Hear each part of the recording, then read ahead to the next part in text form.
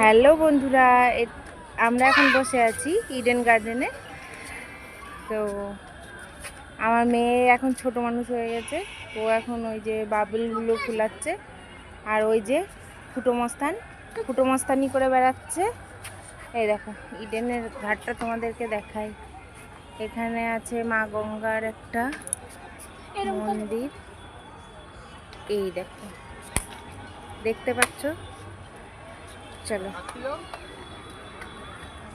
আর এই যে আমার মা বসে আছে, আর এই যে ও স্যার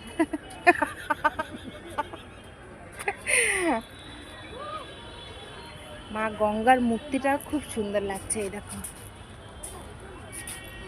এই দেখো, একটু কাছ থেকে দেখাই তোমাদেরকে। কি সুন্দর লাগছে না মূর্তিটা? তোমাদের কেমন লাগলো কমেন্টে জানিও, ঠিক আছে? তো এই যে চারপাশটা এমন,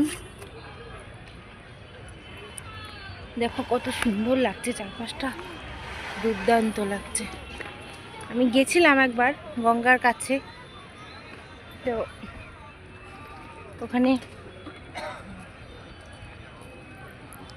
গিয়েছিলাম খুব প্রয়োজনে, মানে বাড়ি থেকে যে খাবারটা এনেছিলাম সেটাই ধুতে গেছিলাম, মানে বাটিটা ধুতে গেছিলাম।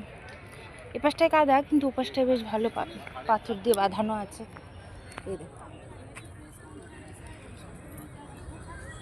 দেখেছো এদিকটা কেমন কাদা করা, কাদা হয়ে রয়েছে এদিকটায়।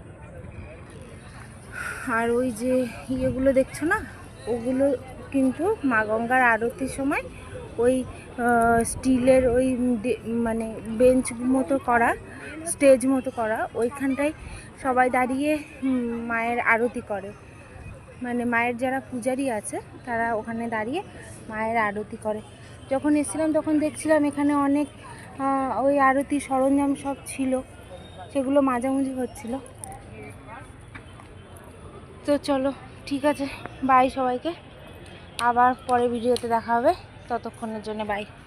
আর এই ফুটো মস্তানি বন্ধ আর হয় না।